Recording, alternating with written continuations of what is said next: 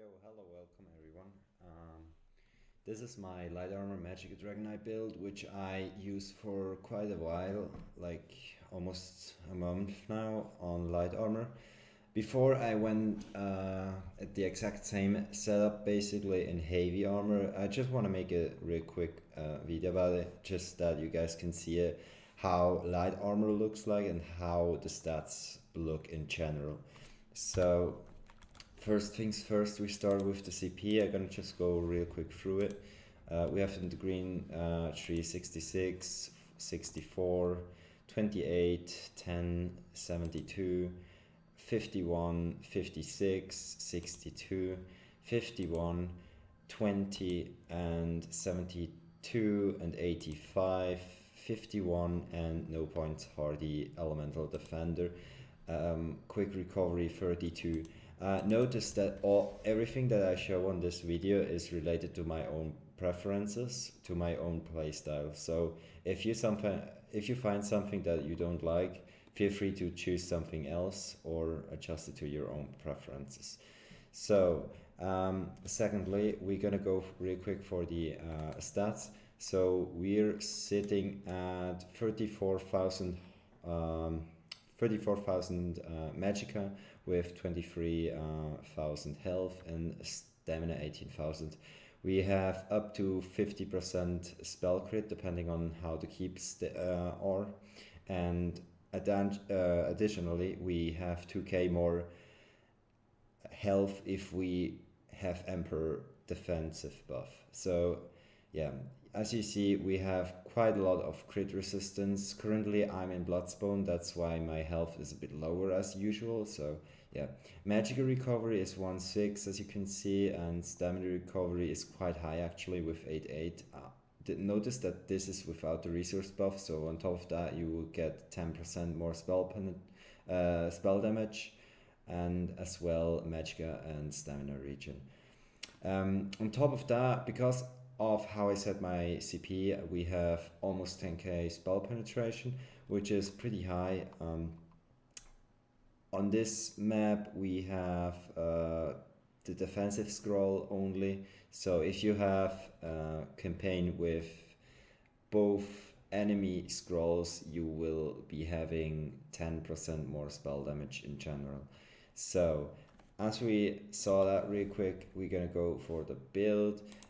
Usually I actually run Walk-in Scoria over Bloodspawn, just against really good players I would like to go Bloodspawn, but yeah, that's up to your preferences in the end.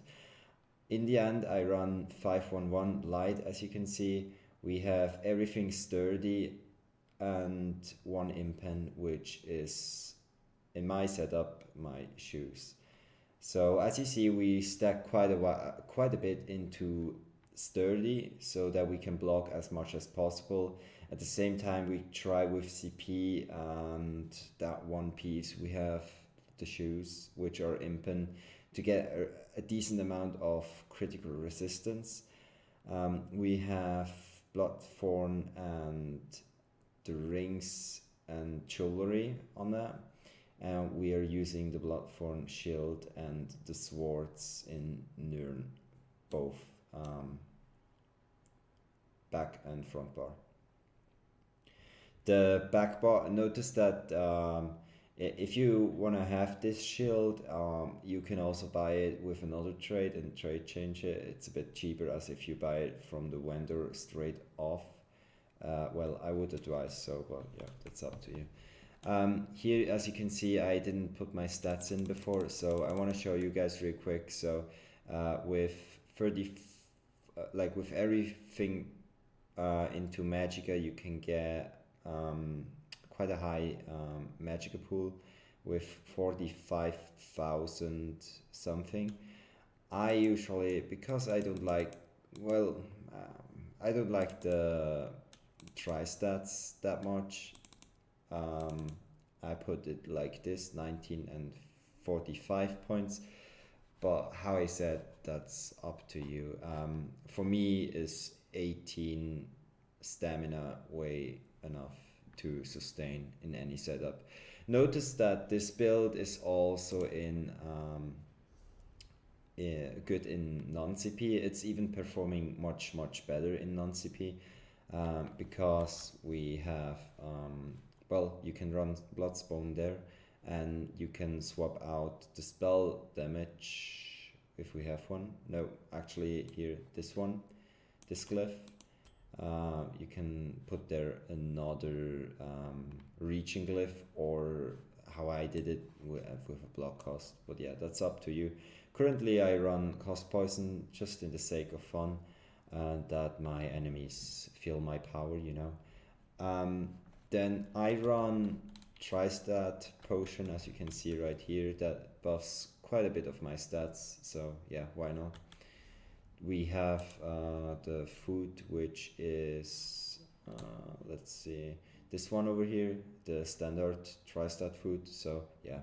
And also make sure that you have detection potion, because 90% of your engagements will be Nightblades in Cyrodiil. Alright, I hope that helped you. If you guys have any question, for example, what Mundus Stone I run, we have the Mage, and otherwise feel free to post it down in the comment section.